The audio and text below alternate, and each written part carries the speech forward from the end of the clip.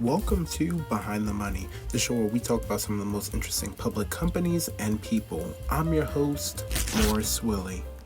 Today, I'm giving an update on my last ARR video. A couple of you have commented and said that I got some information wrong, so I'm here to update that video, and if you want to see the original video, I'm going to link it right up here to the right. While watching Behind the Money, remember, this isn't financial advice and shouldn't be taken as financial advice. This is only for entertainment purposes only. Now, back to the video. Let's get into a bit of a background of the stock. Armour Residential REIT is a Maryland corporation incorporated in 2008. Armour and its subsidiaries, managed by Armour Capital Management LP, an investment advisor registered with the SEC.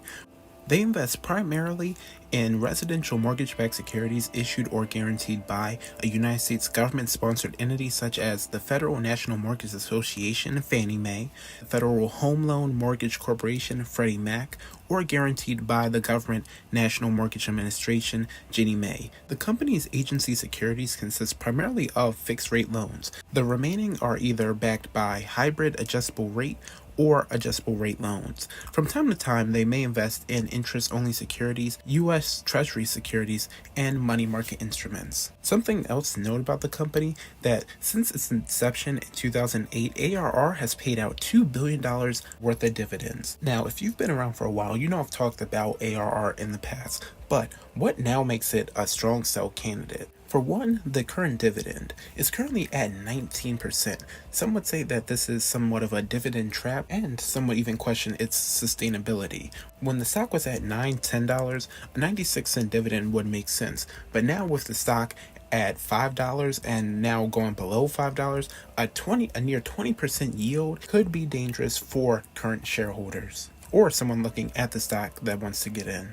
Now, to the part that some viewers said I got wrong. Some people said that there was a reason why the company did a 5-for-1 reverse split, and they are right. So I'm going to read it from the press release right here. It says, the company believes that existing shareholders will benefit from the ability to attract a broader range of investors as a result of the reverse split and a higher per share stock price. Some of you commented that I overlooked this, and somewhat true, but some of you also commented that this could be to attract institutional investors. While it doesn't say it here, and it just says to attract a broader range of investors, you might not be far off. So I wanted to update this part of the video for anybody that might be wondering why they could be doing a reverse split. Now, looking more closely at their earnings from last month, something that sticks out, like I've seen with many of REITs recently, is that their book value is slowly decreasing. At the time of their earnings report, their current book value per common share was $5.38. That means that technically it's over their book value, so that's good.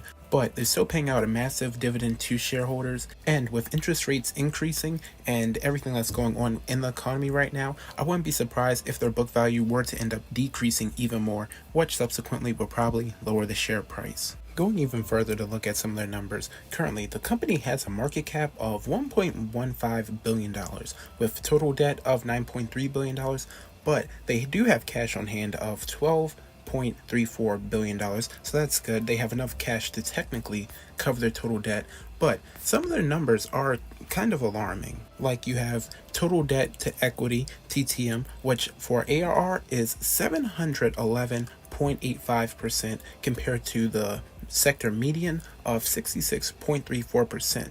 Now, the sector median might be a little off because you have the average dividend in the sector with 3.75% compared to 21.5%. But what we have to remember here is ARR is a mortgage REIT, so mortgage REITs are going to have higher dividends. So that is something to keep in mind. But going back to alarming numbers, their total debt to capital right now is 87.68% compared to the sector median of 40.29%. The company's earning revisions are also down 100% technically, with 3 analysts giving it 3 down revisions. Here's some good news though. Their second quarter earnings were positive compared to their negative first quarter earnings, and their third and fourth quarter estimates are also positive, with their revenue estimates being $61 million for the third quarter and $65 million for the fourth quarter, compared to their $54 million earnings for the second quarter. Finally, what do analysts think of it? On Seeking Alpha, you currently have 4 Wall Street analysts rating the stock at 4 holds, which is an improvement from a couple months ago when you had 4 holds and 1 sell.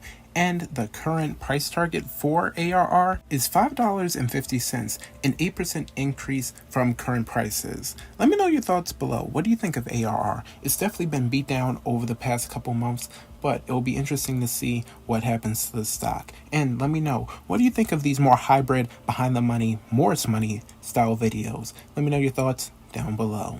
And thank you for watching Behind the Money.